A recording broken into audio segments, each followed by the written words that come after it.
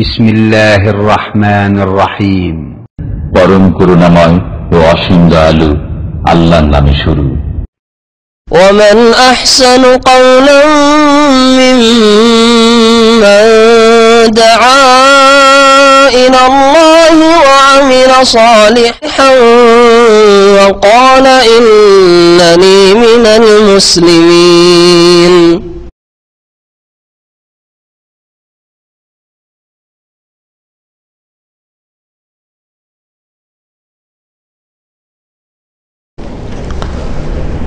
السلام عليكم ورحمة الله وبركاته. إن الحمد لله نحمده ونستعينه ونستغفره ونعوذ بالله من شرور أنفسنا ومن سيئات أعمالنا من يهده الله فلا مضل له ومن يضلله فلا هادي له وأشهد أن لا إله إلا الله وحده لا شريك له وأشهد أن محمدا عبده ورسوله صلى الله تعالى عليه وعلى آله وصحبه وسلم تسليما كثيرا. يا أيها الذين آمنوا اتقوا الله حق تقاته ولا تموتن إلا وأنتم مسلمون. يا أيها الناس اتقوا ربكم الذي خلقكم من نفس واحدة وخلق منها زوجها وبث منهما رجالا كثيرا ونساء واتقوا الله الذي تساءلون به والأرحام إن الله كان عليكم رقيبا. يا أيها الذين آمنوا اتقوا الله وقولوا قولا سديدا يصلح لكم أعمالكم ويغفر لكم ذنوبكم ومن يطع الله ورسوله فقد فاز فوزا عظيما. أما بعد رب اشرح لي صدري ويسر لي أمري واحلل عقدة من لساني يفقهوا قولي. قال المؤلف رحمه الله تعالى: باب لا يذبح لله بمكان يذبح فيه لغير الله وقول الله تعالى لا تقم فيه أبدا. عن ثابت بن الضحاك رضي الله عنه قال: نذر رجل أن ينحر إبلا ببوانة فسأل النبي صلى الله عليه وسلم فقال: هل كان فيها وثن من أوثان الجاهلية يعبد؟ قالوا لا. قال: فهل كان فيها عيد من أعيادهم؟ قالوا لا. فقال رسول الله صلى الله عليه وسلم: أوف بنذرك فإنه لا وفاء لنذر في معصية الله ولا فيما لا يملك ابن آدم. رواه أبو داود وإسناده على شرطهما. আল্লাহ পাকের সমস্ত প্রশংসা যে আল্লাহ পাক রব্বুল আলামিন একক, তার জন্য সমস্ত রকমের ইবাদত বন্দেগী বান্দার। সালাত এবং সালাম নাযিল হোক নবী মুহাম্মদ রাসূলুল্লাহ সাল্লাল্লাহু আলাইহি ওয়াসাল্লামের উপর, যিনি আল্লাহ পাক রব্বুল আলামিন তাওহীদ একত্ব প্রতিষ্ঠা করেছেন এবং তাওহীদের দিকে মানব জাতিকে আহ্বান করেছেন। তাওহীদ বিপরীত যা কিছুই হতে পারে শিরক বিদআত, সেসব থেকে মানব জাতিকে সতর্ক করেছেন, যাতে করে মানুষ আল্লাহ পাকের সন্তুষ্টি লাভের মাধ্যমে মুসলিম জীবন গড়তে পারে এবং এই অবস্থায় দুনিয়া থেকে যেতে পারলে তাওহীদের অবস্থায়, সঠিক ইসলামের অবস্থায় দুনিয়া থেকে বিদায় হতে পারলে আল্লাহ পাকের কাছে নাজাত পেতে পারে। আজকের আলোচনার বিষয়বস্তু হচ্ছে জবাই সম্পর্কে বিশেষ একটি বিষয়, সেটা হচ্ছে যে আল্লাহর জন্য জবাই করা, কিন্তু এমন কোন স্থানে যেই স্থানে আল্লাহ ছাড়া অন্যের জন্য জবাই করা হয়। গত সপ্তাহের আলোচনায় ছিল আল্লাহ ছাড়া অন্যের জন্য জবাই করা, যেখানেই করেন না কেন, মসজিদের আশেপাশে ভালো জায়গা, সবচেয়ে ভালো জায়গা, তাই না? নিজের বাড়িতে, হ্যাঁ, মক্কাতুল মুকাররমায়, মদিনা মুনাওয়ারায়, বরকতের জায়গায় যদি আল্লাহ ছাড়া অন্যের জন্য জবাই করেন, অন্যের সন্তুষ্টির জন্য, অন্য লাভের জন্য, তাহলে কি হবে? শিরক হয়ে যাবে। তাহলে কোন জায়গা ভালো হইলেই সেটি ইবাদত হবে না যদি আল্লাহর জন্য সেটা না হয়। আল্লাহ ছাড়া অন্যের জন্য যদি হয়, তো যতই ভালো জায়গায় আপনি সেই কাজটি করেন সেটা শিরক হয়ে যাবে। আজকের যে বিষয়বস্তু সেটা হচ্ছে যে আপনি জবাই আল্লাহর জন্যই করলেন, আল্লাহর সন্তুষ্টির আশা, আল্লাহ পাকের নৈকট্য লাভের উদ্দেশ্য, আল্লাহ পাকের কাছে আপনি কিছু চান, কামনা যে কিছু পাবো এই জবাইয়ের মাধ্যমে, আর কিছু অনিষ্ট থেকে, বালা মুসিবত থেকে বাঁচবো এই উদ্দেশ্য, দুনিয়ায় সুখী হব, আখিরাতে সুখী হব, আল্লাহর কাছ থেকে কিছু পাবো, এর ফলস্বরূপ এই উদ্দেশ্যেই জবাই করছেন, আল্লাহর নামেই জবাই করছেন, আল্লাহ ছাড়া অন্য কারো নামে নয়। কিন্তু এমন এক জায়গায় জবাই করছেন যেখানে আপনি না হইলেও অন্যরা আরো আসে, এসে আল্লাহ ছাড়া অন্যের নামে জবাই করে। যেখানে আল্লাহ ছাড়া অন্যের নামে জবাই হয়, দেবদেবীর নামেই জবাই হোক, আর জিনের নামে জবাই হোক, অথবা পীর ওলি কবর মাজারের নামে জবাই হোক, যে অমুক বাবার নামে, আপনি গিয়ে আল্লাহর নামে বিসমিল্লাহ আল্লাহু আকবার আর আল্লাহর জন্য জবাই করলেন, কিন্তু মাজারের আশেপাশে ওরসে যেখানে অন্যরা আল্লাহ ছাড়া অন্যের জন্য জবাই করতে এসে থাকে, সেই সময় এসছে, অথবা অন্য সময় আসে। ওরসের সময় যেমন ভিড় ভাড় লেগে যায়, যারা শিরককারী আল্লাহ ছাড়া অন্যের জন্য জবাই করার জন্য খাসি মোরগ নিয়ে আসে, আপনি আল্লাহর জন্য জবাই করতে গেলে গরিব মিসকিনকে খাওয়াবো, ওখানে গিয়ে আমরা ছেলে মেয়ে পরিবার নিয়ে যাবো আর আমরাও খাবো, গরিব মিসকিনকে খাওয়াবো। আপনি আল্লাহ ছাড়া অন্যের জন্য জবাই করলেন না। কিন্তু আপনার মতো অনেক লোকেরা এসছে যারা আল্লাহর জন্য জবাই করেনি বা করে না, ওইখানে আসে, এসে আল্লাহ ছাড়া অন্যের জন্য জবাই করে, অন্যের সন্তুষ্টির জন্য জবাই করে, পীরের নামে জবাই করে। হ্যাঁ, হিন্দুরা আসে হিন্দুদের মন্দিরে, এসে বলিদান দেয় দেবদেবীর নামে, আর আপনি ওখানে গিয়ে বিসমিল্লাহ আল্লাহু আকবার এখানে জবাই করবেন। এই জবাইয়ের হুকুম কি? এই জবাই হারাম, জায়েজ নয়। এবং এই রকম জবাই শিরক না হইলেও শিরকের সহযোগিতা হইল, এবং ধীরে ধীরে এই রকমের কাজগুলি হচ্ছে সীমানায় অবস্থানের মতো, সীমানায় ছাগল চড়ানোর মতো। ছাগল গরু যদি আপনার জমিতেই চড়াইছেন, কিন্তু আইলের কিনারায় গিয়ে চড়াইছেন, সীমানায় একবারে পাশে অন্য লোকের জমি, আর গিয়ে একেবারে সীমানায় গিয়ে ছাগল গরু চড়াচ্ছেন, তো কি সম্ভাবনা আছে? হ্যাঁ, অন্যের জমি চড়ে যাবে, হ্যাঁ, চট করে মুখ দিয়ে দিবে, আপনি থামতেই পারবেন না, ও থামতে থামতে খেয়েই ফেললো কিছু অন্য লোকের, ঠিক না? তো শিরকের আস্থা নাই, সে দেবদেবীর শিরকের আস্থানে হোক আর কবর মাজারের শিরকের আস্থানে, শিরকের আস্থানা হচ্ছে এই দুটো। এছাড়াও হতে পারে অনেক জায়গায় জিন পূজা হয়, অথবা জিনের সন্তুষ্টির জন্য কিছু নিয়ে গিয়ে দিয়ে আসে বা জবাই করে আসে, এরকম হয়, কিন্তু এগুলো ওইভাবে পরিচিত না। কিন্তু পরিচিত হচ্ছে মন্দির, যেখানে বলিদান দিয়ে থাকে হিন্দুরা। পরিচিত মানুষের কাছে হচ্ছে মাজার, মাজার গিয়ে হাজার হাজার লোকের আসে আর জবাই করে বিভিন্ন সিজনে, বিভিন্ন সময়। এইসব জায়গায়, এই দুটো জায়গায় বিশেষ করে আল্লাহ ছাড়া অন্যের জন্য জবাই হয়ে থাকে। ওই রকম জায়গায় আপনি যদি আল্লাহর জন্যই জবাই করেন, যে আল্লাহ সন্তুষ্টির জন্য আল্লাহর নামে জবাই করলাম, এখানকার গরিব মিসকিনকে খাওয়াবো, আমি নিজেই খাবো, এসছি পিকনিক করার জন্য, পিকনিক করার জন্য শাহজালাল লেগেছেন, হ্যাঁ, সিলেটে পিকনিক করার জন্য আটরশি গিয়েছেন, পিকনিক করার জন্য আজমির শরীফ গিয়েছেন, যদিও শরীফ বলা উচিত নয়, কারণ মক্কা মদিনা আর ওই বাইতুল মকদ্দাস তিনটি জায়গা ছাড়া অন্য কোনো জায়গা শরীফ এইরকমের কোনো প্রমাণ নেই। হ্যাঁ, সব জায়গায় সমান আল্লাহ পাকের জমিন, তাই না? তো যদি আজমির শরীফ হয়, ওর চাইতে বেশি শরীফ দাম্মাম আর খবর, তাই না? এটা সৌদি আরবে জাজিরা নবী সাল্লাল্লাহু আলাইহি ওয়াসাল্লামের দেশে, ভূমিতে, জাজিরাতুল আরব। সুতরাং এটা তাদের তরিকায় বললাম। আমি বিশ্বাস করি না যে মক্কাতুল মুকাররমা, মদিনা মুনাওয়ারা আর বাইতুল মুকাদ্দাস ছাড়াও আরো কোনো শরীফ জায়গা আছে। এটা হচ্ছে আপনার ঈমান আকীদা সহিহ, সবসময় মনে রাখবেন, কোন জায়গা শরীফ নেই তিনটি জায়গা ছাড়া। এজন্য তিনটি জায়গা ছাড়া চতুর্থ কোন জায়গার জন্য নেকির আশায় সফর করতে নিষেধ করেছেন নবী করিম সাল্লাল্লাহু আলাইহি ওয়াসাল্লাম। স্পেশালি যাই খবরের বিশাল জামে মসজিদ তৈরি হয়েছে, ওখানে গিয়ে নামাজ পড়ে বেশি সওয়াব পাবো। যাই আমি দামামে বিশাল একটা জামে মসজিদ আছে, ওখানে গিয়ে নামাজ পড়ে বেশি নেকি পাবো না, এইরকম সফর জায়েজ নাই। এই উদ্দেশ্য রিয়াজ গিয়ে আমি ওখানে করে বিশাল মসজিদ আছে, সেখানে গিয়ে নামাজ পড়ে আসবো বেশি সওয়াব না, এইরকম সফর লা তুসাদ্দুর রিহাল, সহিহ বুখারী মুসলিম হাদিসে রয়েছে।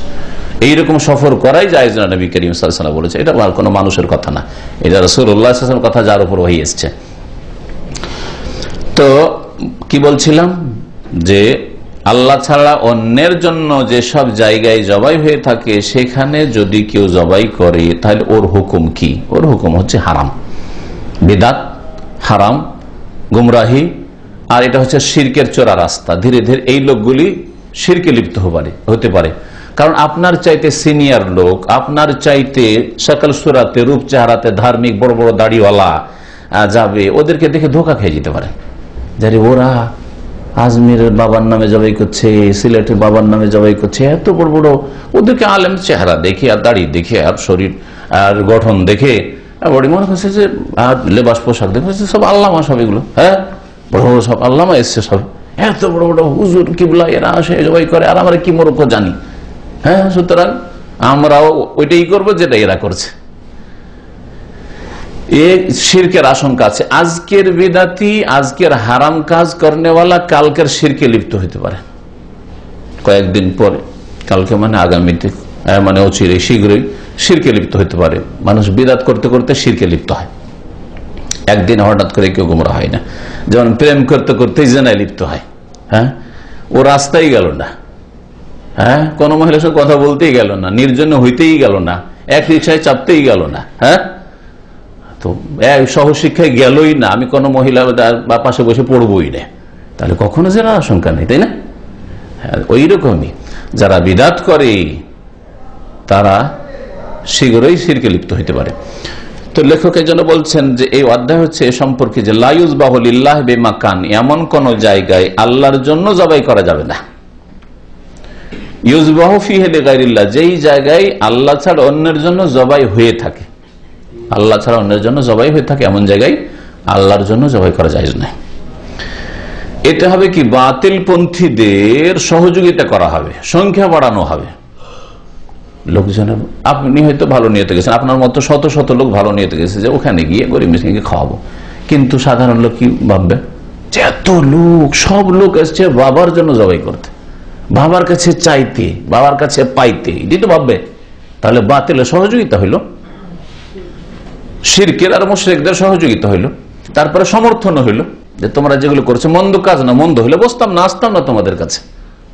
আপনারা এই মজলিসকে ভালো মনে করেছেন, সেই জন্য এসছেন। আপনাদের এখানে আসা আমাদের দিনই কাজে, দিন শিখায় আর শিখানোতে সহযোগিতা, এটা নয় কি? অবশ্যই সহযোগিতা।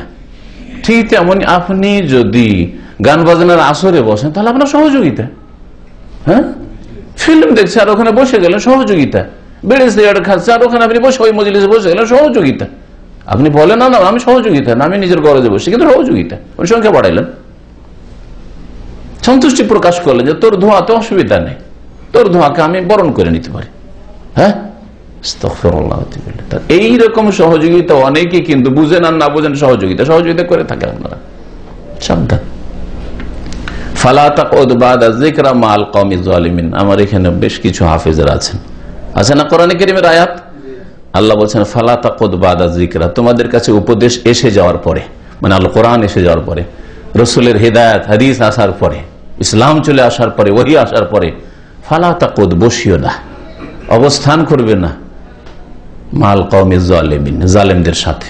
যে গুনাহ করে সে জালেম, যেখানে গুনাহ হয় হ্যাঁ সেখানে জুলুম হয়ে থাকে, তাহলে জালেমদের সাথে উপদেশ আসার পরে কখনো বসবে না। আপনি শরীয়তের মাসলা জেনে নিলেন যে যেখানে গুনাহ হয়, যে কোনো গুনাহ, শিরিক হোক, বেদাত হোক, অন্য পাপ হোক, হ্যাঁ, সেখানে কখনো আপনি বসবেন না। আপনার চোখের সামনে গুনাহ হচ্ছে আর আপনি ইগনোর করছেন, উপেক্ষা করেছেন, করছে করুক। যুবক ছেলেরা বিয়ে শাদীতে এগুলো হয়েই থাকে, আর আমোদ ফুর্তি করছেন, বিয়েতে আপনি অংশ নিচ্ছেন, তাহলে জালেমদের সাথে আপনি বসলেন, সহযোগিতা করলেন। আপনার সেখান থেকে কেটে পড়া ফরজ ছিল, চলে আসা ফরজ ছিল। এই বিষয়টির দলিল হিসাবে পেশ করেছেন লেখক সূরা তওবার আয়াত নম্বর 108, তার একটু অংশ পেশ করেছেন। বলছেন ওয়া কাউলিল্লাহি তাআলা, মহান আল্লাহর বাণী এই ক্ষেত্রে দলিল, তা হচ্ছে লা তাকুম ফিহি আবাদা, হে নবী মুহাম্মদ সাল্লাল্লাহু আলাইহি সাল্লাম, তুমি এই মুনাফিকদের মসজিদে, যে মুনাফিকরা ষড়যন্ত্রমূলক মসজিদ তৈরি করেছে, আর মসজিদের উদ্দেশ্য হচ্ছে মসজিদ করা নয়, আল্লাহকে সেজদা করা নয়, অসৎ উদ্দেশ্য, ষড়যন্ত্র করে ইসলামের বিরুদ্ধে, এখানে মুনাফিকরা একত্রিত হয়ে দূর দূরান্ত থেকে যতগুলি মুনাফিক আছে এখানে একটা বসার সুযোগ নেবে, হ্যাঁ, এরা মিটিং করবে ইসলামের বিরুদ্ধে, মুসলিমদের বিরুদ্ধে। এই মসজিদে তুমি কখনো দাঁড়াবে না, গিয়ে কখনো খাড়া হবে না। যে মসজিদের নাম বলতে পারেন, সাহাবায়ে কেরামরা সেই মসজিদের নাম কি বলতেন? মসজিদ দিরার, মানে ক্ষতি সাধনের উদ্দেশ্যে মসজিদ। কারণ কোরআনে কারিমে এই ভাষাতেই বলা হয়েছে মসজিদকে। হ্যাঁ, অসৎ উদ্দেশ্যে মুনাফিকরা এক মসজিদ তৈরি করেছিল। একবার রাসূলুল্লাহ সাল্লাল্লাহু আলাইহি ওয়াসাল্লাম সফরের রাস্তায় ছিলেন, ইয়া রাসূলুল্লাহ, আমরা একটা মদিনা মসজিদ তৈরি করছি আমাদের মহল্লায়, পাড়ায়। মুনাফিক আব্দুল্লাহ বিন উবাই মুনাফিক, ওর নেতৃত্বে যে মুনাফিকরা ছিল, কত মুনাফিক ছিল চিন্তা করেন। যে ওহদের ময়দানে নবী সাল্লাল্লাহু আলাইহি ওয়াসাল্লাম 1000 কে নিয়ে যাচ্ছেন, তার মধ্যে রাস্তায় গিয়ে বাহানা করে 300 ফিরে চলে আসে। তার মানে তাদের একটা ভালো সংখ্যা ছিল, 1000 মধ্যে 300 মুনাফিক, তাই না? এরা একটা মসজিদ এরকম তৈরি করলো যে মুসলমানদের মসজিদে বসে, আসলে তো এরা মুসলমান হয়নি, শুধু ধোঁকা দেওয়ার জন্য আর দুনিয়ার লাভ হাসিল করার জন্য, যাতে কোনো রকমের অনিষ্ট না আসে, আমাদের বিরুদ্ধে জিহাদ না হয়, রাসূলুল্লাহ কোনো অ্যাকশন না হয়, সেই জন্য ইসলাম গ্রহণ করেছিল। আল্লাহ পাক বলেছেন ইন্নাল মুনাফিকিনা লাকাযিবুন, এরা মুনাফিক মৃত্যু। যদিও না সাদু ইন্নাকা লা রাসূলুল্লাহ, নিঃসন্দেহে সাক্ষী দিচ্ছি যে আপনি আল্লাহ রসুল, কিন্তু আল্লাহ বলছেন তোমরা মিথ্যুক ছেলে, মিথ্যুক। আসলে এরা একটা মসজিদ করলো যাতে আলাদা করে মিটিং তৈরি করতে পারে। আল্লাহ পাক রব্বুল আলামিন এই আয়াতের আগের আয়াতে ইরশাদ করেছেন ওয়াল্লাযিনা তাখাযু মাসজিদান দিরারান, এই যে দিরারান শব্দটা এই আয়াতে ব্যবহার হয়েছে, যারা মসজিদ তৈরি করেছে হ্যাঁ ক্ষতি সাধনের উদ্দেশ্যে। হ্যাঁ, ওয়াল্লাযিনা তাখাযু মাসজিদান দিরারান ওয়া কুফরান, আর কুফরির অবস্থায়, আসলে কাফের এরা, মুনাফিক কাফের, জঘন্য কাফের। ওয়া তাফরীকান বাইনাল মুমিনিন, কুফরাও ওয়া তাফরীকান বাইনাল মুমিনিন, আর মুমিনদের মাঝে বিচ্ছিন্নতা, বিভেদ সৃষ্টির উদ্দেশ্যে, ফাটল ধরাবার জন্য আলাদা হয়ে ওরা বসবে, একসাথে বসবে না। সেই জন্য বসার একটা জায়গা আমাদের প্রয়োজন আলাদা, আমরা সেই জন্য আমরা এটা তৈরি করি। মুনাফিকগুলি সব মদিনার আনাজ কানাজ থেকে সব ওই মসজিদে শুধু হাজির হবে। উদ্দেশ্য হচ্ছে ইসলামের বিরুদ্ধে, মুসলমানদের বিরুদ্ধে, সাহাবায়ে বিরুদ্ধে, রাসূলের বিরুদ্ধে ষড়যন্ত্র করা। ওয়া ইরসাদাল লিমান হারাবাল্লাহ ওয়া রাসূলাহ, আর আল্লাহ এবং রাসূলের বিরুদ্ধে যারা যুদ্ধের ঘোষণা করে রেখেছে, যারা সবসময় ষড়যন্ত্রে লিপ্ত আছে, তাদের জন্য ঘাঁটি তৈরি করার উদ্দেশ্যে ইরসাদ, ঘাঁটি তৈরি করেছে যারা, যেটা মুনাফিকদের ঘাঁটি, উদ্দেশ্য ছিল মুনাফিকদের ঘাঁটি তৈরি করা। তারপরে আল্লাহ পাক রব্বুল পরে আয়াতে বলছেন যে দেখো এইরকম মসজিদে লা তাকুম ফিহা আবাদা, নবী সাল্লাল্লাহু আলাইহি ওয়াসাল্লাম ওয়াদা করে ফেলেছে তাদের সাথে। নবী কি জানেন, তলব করলেন, এই মুনাফিকরা তলব করলো যে ইয়া রাসূলুল্লাহ আমি একটা মসজিদ তৈরি করেছি, আপনি একটু উদ্বোধন করে দিবেন। হ্যাঁ, আসবেন, একটু নামাজ পড়িয়ে দিবেন। আজকাল যেমন উদ্বোধন হচ্ছে আজকালকার যুগে, ওই রকমই আসবেন আর নামাজটা পড়ে দিবেন, আমরা ওইখানে মহল্লার লোক নিয়ে নামাজ পড়বো। উদ্দেশ্য অসৎ ছিল। রাসূলুল্লাহ সাল্লাল্লাহু আলাইহি সাল্লাম রাস্তাতে আছেন, মদিনা পৌঁছার আগেই ওহী হয়ে যাচ্ছে যে তুমি ওয়াদা করে ফেলেছে যে মদিনা গেলে ওদের মসজিদে গিয়ে নামাজ পড়ে উদ্বোধন করে দিবে। লা তাকুম ফিহা আবাদা, খবরদার ওদের মসজিদে খাড়াও হবে না, দাঁড়াবে না গিয়ে, নামাজ পড়া তো দূরের কথা, আর ওখানে বসা তো দূরের কথা। লা তাকুম ফিহা, তাহলে পাপের জায়গায় বসা তো দূরের কথা, হ্যাঁ হ্যাঁ, জবাই করা তো দূরের কথা, হ্যাঁ ওরসে গিয়ে আমি একটু জবাই করবো, গরিব মিসকিনকে খাওয়াবো তো দূরের কথা, দাঁড়াবে না ওখানে গিয়ে, আল্লাহর গজবের জায়গায় পালাও এখান থেকে। লা তাকুম ফিহা আবাদা, হে নবী তুমি ওখানে দাঁড়াবেও না। লামাসজিদুন, তারপর আল্লাহ বলেন লামাসজিদুন উসসিসা আলা তাকওয়া মিন আউওয়ালি ইয়াউমিন আহাক্কু আন তাকুমা ফিহি, অবশ্যই ওই মসজিদটি, যেই মসজিদটির ভিত্তি স্থাপিত হয়েছে আল্লাহ ভীরুতার উপর, আলা তাকওয়া আহাক্কু আন তাকুমা ফিহি, সেই মসজিদে তোমার দাঁড়ানো, তোমার ইবাদত বন্দেগী করা, তোমার অবস্থান করা বেশি উপযোগী। তুমি ওখানে গিয়ে নামাজ পড়ো, ওখানে গিয়ে বসো, ওখানে গিয়ে দাঁড়াও। এটা কোন মসজিদ? একদল তাফসীরকার বলছেন এটা হচ্ছে মসজিদে কুবা, কারণ নবী সাল্লাল্লাহু আলাইহি ওয়াসাল্লাম প্রথম এসে কুবায় অবস্থান করে কুবায় মসজিদ তৈরি করেছেন। হ্যাঁ, মসজিদে কুবা, এটি মসজিদে কুবার ফজিলত রয়েছে। আর একদল বলছেন এটা হচ্ছে উসসিসা আলা তাকওয়া, তাকওয়ার ভিত্তিতে নবী সাল্লাল্লাহু আলাইহি ওয়াসাল্লাম যে মসজিদ তৈরি করেছেন, যে মসজিদের স্থান পৃথিবীর সমস্ত মসজিদের মধ্যে দ্বিতীয়, মসজিদ হারামের পরে, মক্কাতুল মুকাররমা, কাবা শরীফের পরে, তাই না? সেটা হচ্ছে মসজিদে নববী। হ্যাঁ, দুটো তাফসীর কিতাবাইতে রয়েছে, দুটোতে কোনো পরস্পর দ্বন্দ্ব নেই, দুটোই ঠিক, দুটোই ঠিক। যদি ধরেই নেন যে কুবা মসজিদের এত ফজিলত যে তাকওয়া আল্লাহ ভীরুতার উপর নির্মিত হয়েছে, তাহলে ওর চাইতে বেশি হক রাখে কোন মসজিদ? মসজিদ নববী। ওর চাইতে বেশি তাকওয়া, ওর চাইতে কম না, ওর চাইতে বেশি ফজিলতের মসজিদ হচ্ছে মসজিদে নববী। কবাই নামাজ পড়লে কি পাওয়া যায়? 2 রাকাত যদি নামাজ পড়েন বাড়ি থেকে উজু করে গিয়ে বা হোটেল থেকে উজু করে গিয়ে, তাহলে একটা উমরার নেকি পাবেন। আর মসজিদে নববীতে নামাজ পড়লে 1000 নেকি। তাহলে মসজিদে নববীর ফজিলত বেশি। এই আয়াত দিয়ে কেমন করে দলিল হইল? আয়াত হচ্ছে মসজিদ সম্পর্কে। নবী সাল্লাল্লাহু আলাইহি ওয়াসাল্লাম মসজিদে যারার আল্লাহ তো নিষেধ করলেন, তার সাথে সাথে হুকুম হলো যে ভেঙে ফেলা হোক মসজিদ। নবী সাল্লাল্লাহু আলাইহি ওয়াসাল্লাম পাঠালেন সাহাবায়ে কেরামদেরকে যে আমার মদিনা পৌঁছার আগে মসজিদ ভেঙে ফেলে দাও, এটা রাসূলের হুকুম। মসজিদটাকে ভেঙে ফেলা হলো। তাহলে মসজিদ যদি ফিতনা ফাসাদ সৃষ্টি করার জন্য তৈরি করা হয়, তাহলে মসজিদ ভেঙে দিলে কোনো গুনার কাজ করলেন না। কারণ মসজিদ ইবাদত করার জন্য করেনি, নামাজ পড়ার জন্য করেনি। একটা মসজিদ আছে যে মসজিদে গোটা গ্রামের লোক নামাজ পড়তে পারছে, বড় মসজিদ।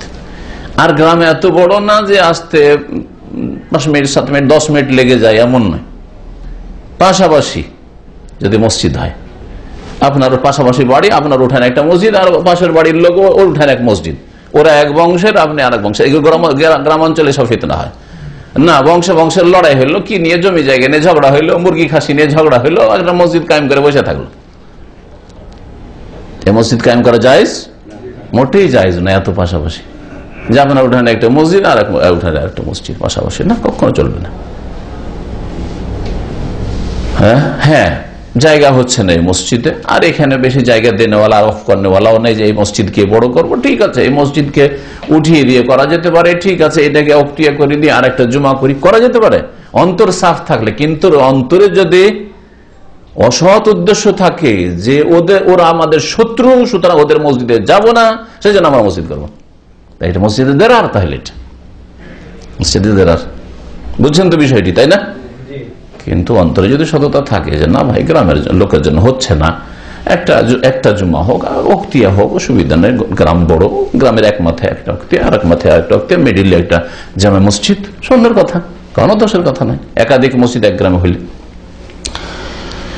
তো মসজিদে দেরার, যে ইসলামের ক্ষতি সাধনের উদ্দেশ্যে মসজিদের নাম দিয়ে যে ঘর তৈরি করেছিল মুনাফিকরা, সেখানে দাঁড়াতে আল্লাহ নিষেধ করলেন। এর উপরে কিয়াস করেছেন লেখক রহমতুল্লাহ আলাইহি, কাকে?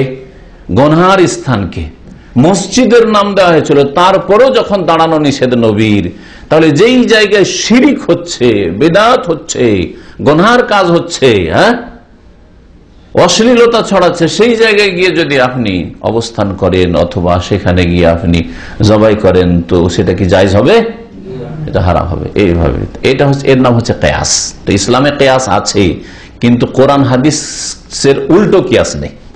আমাদের দেশের মানুষরা বিভ্রান্তির শিকার। কোরআনে আছে স্পষ্ট দলিল, মানবে না। রসুলের হাদিসে আছে, হাদিস না, এটা হাদিস মানবে না, কি মানবে? বলছে কিয়াস। তাহলে এটা হারাম ওই কথা। হ্যাঁ, রসুলের হাদিস স্পষ্ট আছে, আর আপনি বললেন কিয়াস করবো, এইরকম কিয়াস ইসলামে নেই।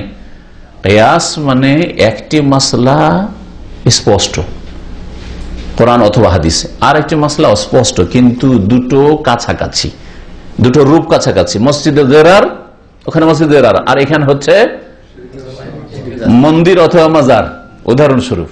হ্যাঁ, এখানে মন্দির মাজারেও গুনাহ হচ্ছে, শিরকের গুনাহ হচ্ছে, আর মসজিদে দেরারে ষড়যন্ত্র ইসলামের বিরুদ্ধে হইতো, তাই না?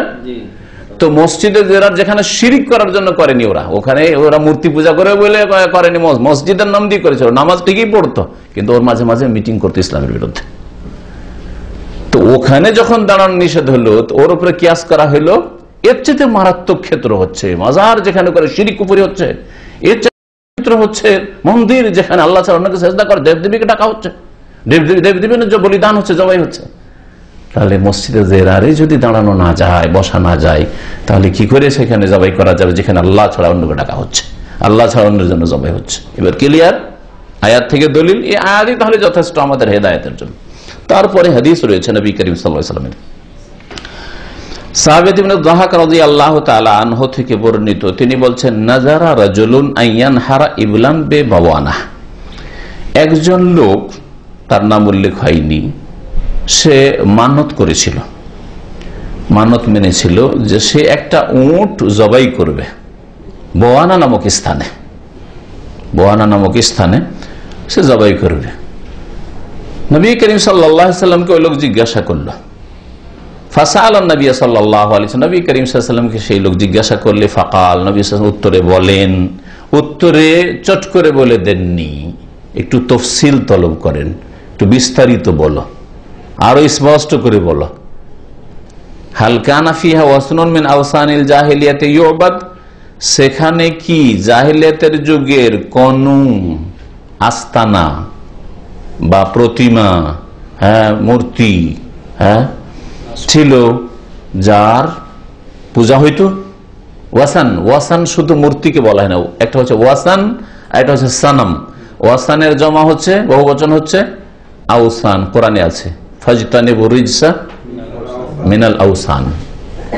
আর সানামের বহুবচন হচ্ছে আসনাম, ওয়াজনবনি ওয়া বানিয়া আন না'বুদাল আসনাম। সানাম এক বচন দিয়ে বলি, আর ওয়াসান দুটোতে পার্থক্য ভাষাবিদরা করেছেন, আরবি ভাষায় পার্থক্য আছে, একটা আম ব্যাপক আর একটা হচ্ছে খাস। সানাম বলা হয় মূর্তি, মানুষের আকারে হোক আর গরু ছাগলের আকারে হোক, মূর্তি প্রতিমা তৈরি করে যদি পূজা করা হয় তাহলে ওটার নাম হচ্ছে সানাম। ইব্রাহিম আলাইহিস সালামের বাপ বংশধর ওরা মূর্তি পূজা করতো, ওই জন্য ইব্রাহিম আলাইহিস সালাম, আল্লাহ এক কুফরি শির থেকে, বাপের শির কুফরি থেকে বেরিয়ে এসেছি, বিতাড়িত হয়েছি, আমার ছেলে মেয়ে আগামী প্রজন্ম আর যেন ওই শির কুফরিতে আবার মূর্তি পূজায় চলে না যায়, ওই জন্য অবানিয়ান না'বুদাল আসনাম। আর আল্লাহ পাক রব্বুল আলামিন আম ভাবে বলেছেন মূর্তি ছাড়াও যে কোনো জিনিসের যদি পূজা হয়, জীবিত মৃত, দাঁড় করে মূর্তির আকারে, অথবা কোনো গাছের, অথবা গরুর গাভী, যেমন হিন্দুরা গায়ের পূজা করে, অথবা ধরেন কোন পশুর, ধরেন হনুমানের পূজা, হিন্দুদের মধ্যে হনুমানের পূজা আছে, সাপের পূজা আছে, পাথরের পূজা আছে, কোন পাথরের পূজা করলো, নদীর পূজা করলো, কবরের পূজা করলো, কবরে সেজদা করলো, সবগুলি ওয়াসানে আউসানে সামিল। অর্থাৎ আউসান মানে হচ্ছে আল্লাহ ছাড়া যে কোনো জিনিস যদি তার পূজা করা হয়, মানে আল্লাহর হকগুলির কোনো একটা বা একাধিক দেওয়া হয়। আল্লাহর হক হচ্ছে রুকু, সেজদা, দোয়া, মান্নত, তাই না, আশ্রয় কামনা করা। আল্লাহ পাক রব্বুল আলামিনের এইরকম যেসব হক রয়েছে, ইবাদত বন্দেগীর হক, তার একটি অথবা একাধিক যদি কোনো কিছুকে দেওয়া হয় তাহলে সেটাই হচ্ছে ওয়াসান, সেটাই হচ্ছে ওয়াসান। সামনে যে ক্যামেরাটা রাখা আছে, ক্যামেরাটা যদি কেউ পূজা করে, যার বাপ দাদা তৈরি করেছে, ওরা যদি বলে আমার পূর্বপুরুষ এই ক্যামেরা তৈরি করে দিয়েছে মানব জাতিকে, আর এই দিয়ে কত উপকৃত হচ্ছে মানব জাতি, সুতরাং আমরা এই ক্যামেরার পূজা করব, তাহলে এর নাম হচ্ছে ওয়াসান, এর নাম হচ্ছে ওয়াসান। কিন্তু এর নাম সানাম না, এটা মূর্তি না, বুঝতে পেরেছেন? আমাদের ওলিউল্লাহ ছিলেন, এত বড় ওলিয়ে কামেল, পীরে কামেল ছিলেন, সুতরাং তার কবরটায় আমরা চাদর চড়াবো, ফুল চড়াবো, আর সেখানে গিয়ে নীরবতা পালন করব, সেটা হচ্ছে ওয়াসান, এটা হচ্ছে ওয়াসান। আমাদের বড় নেতা ছিলেন দেশের, তার বড় অবদান দেশের ওপর রয়েছে, দেশকে স্বাধীন করে দিয়েছেন, অথবা দেশের হিরো ছিলেন, তিনি আমাদের পার্টির হিরো ছিলেন, সুতরাং তার কবরে ফুল চড়াবো, এ করবো, নীরবতা পালন করব, তাহলে ওয়াসান হচ্ছে ওয়াসান। আল্লাহ ছাড়া অন্যের, আল্লাহ ছাড়া যে কোনো জিনিসের পূজা, ঝুঁকে দাঁড়ানো, সেই নত করে হচ্ছে ওয়াসান। জি হ্যাঁ, এইরকম ভাস্কর্য বা কিছু যেগুলি আছে। নবী করিম সাল্লাল্লাহু আলাইহি ওয়াসাল্লাম এক কথা উত্তর না দিয়ে জিজ্ঞাসা করলেন যে জাহিলিয়াতের যুগে আল্লাহ ছাড়া অন্যের কি ওখানে পূজা হইতো? কালু, তখন লোকেরা বললেন না, বোয়ানাতে কোন রকমের পূজা হইতো না, মানে কোনো মূর্তি ছিল না বা অন্য কিছু আস্তানা ছিল না যে যেখানে আল্লাহ ছাড়া পূজা হয়, গাছের পূজা, এগুলো ছিল না কিছু।